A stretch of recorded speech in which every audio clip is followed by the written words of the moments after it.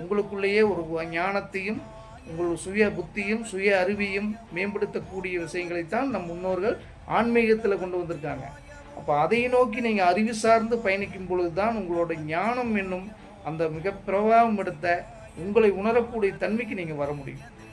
அதனால் தொட்டதுக்கெல்லாம் நெகட்டிவாக யோசிச்சுட்டு தீய சக்திகள் எண்ணத்தில் உள்ளே அதை நினச்சிட்டே இருந்தீங்கன்னா தெய்வத்தை பற்றி நினைக்கக்கூடிய எண்ணங்கள் உங்களுக்கு வராது.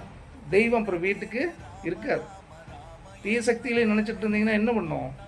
நீங்கள் முடங்கிடுவீங்க, செய்கிற வேலை செய்ய மாட்டீங்க, முதல்ல நேரமே எந்திரிச்சு வேலைக்கு கிளம்ப மாட்டீங்க, பல்லு விளக்க மாட்டீங்க, குளிக்க மாட்டீங்க, அன்றாடம் வீட்டில் நடக்கக்கூடிய வேலைகளை செய்ய மாட்டீங்க. இது ஆணாக இருந்தாலும் சரி பெண்ணாக இருந்தாலும் சரி. பெண்ணு வீட்டை சுத்தமாக வச்சுக்கணும், ஆண் வீட்டுக்கான தேவைகளை நிறைவேற்றுக்கான ஓடணும். இந்த ரெண்டும் சரியாக ஒரே நேர்கோட்டில் நடந்தால் மட்டும்தான் அந்த குடும்பம் மிகச்சரியான ஒரு அற்புதமான யோகம்